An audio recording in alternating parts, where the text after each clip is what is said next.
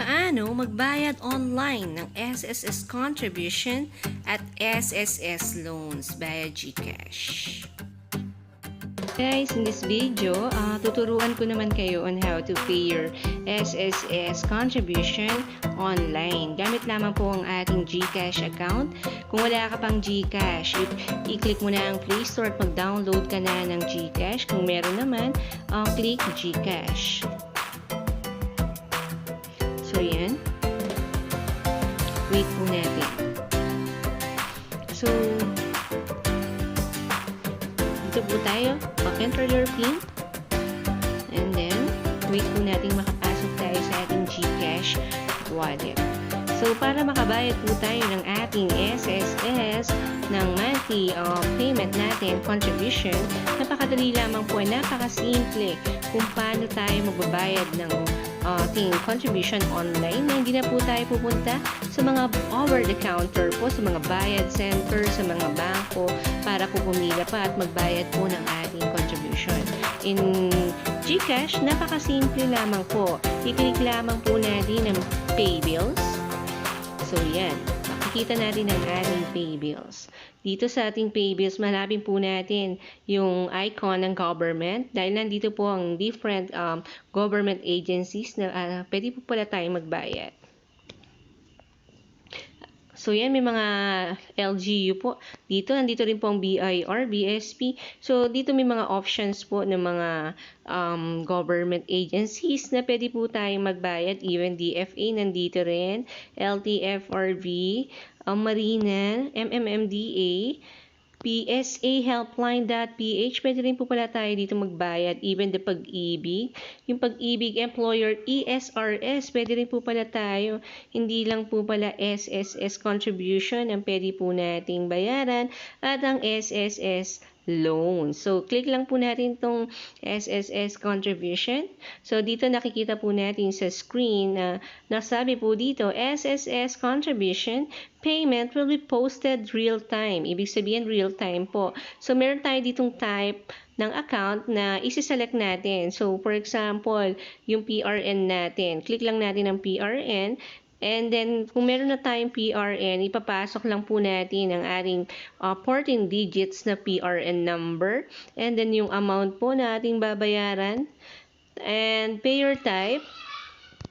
Kung tayo po ay self-employed contribution, voluntary contribution, OFW contribution, non-working spouse contribution. So, ito po yung mga options na pwede po nating piliin. Like, for example, self-employed ka, magbabayad ka ng amount ng 500. Ayan, and then enter your email address.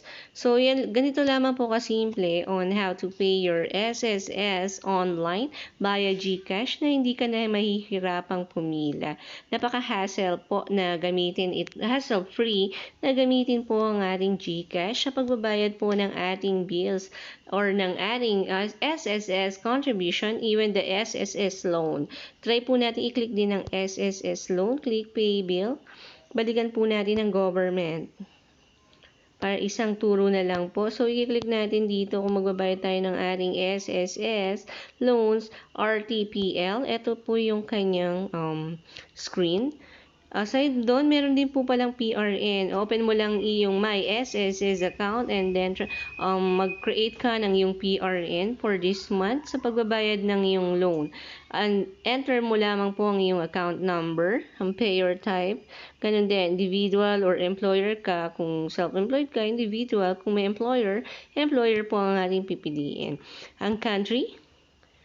So, yan, different countries. So, syempre, pipiliin natin ang Philippines. Hanapin mo lamang po ang Philippines.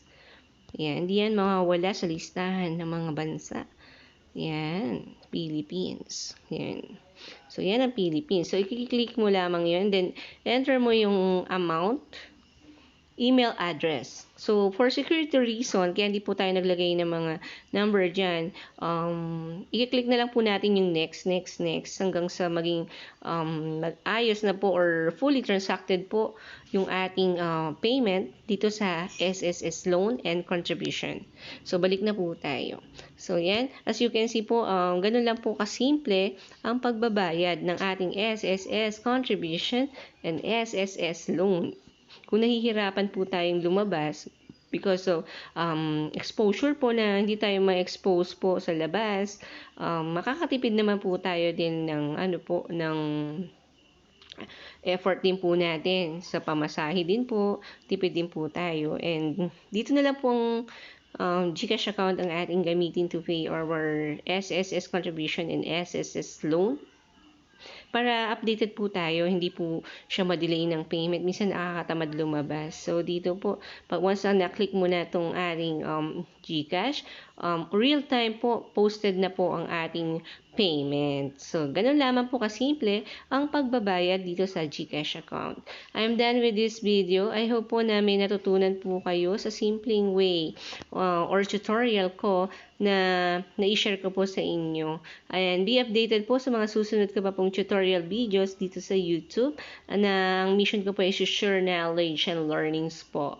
Ayun lamang po, and don't forget to like and subscribe my channel and hit the notification bell para updated po kayo sa mga susunod ko pa pong tutorial video dito sa YouTube. Thank you for watching. This is Erlin po, and have a good day.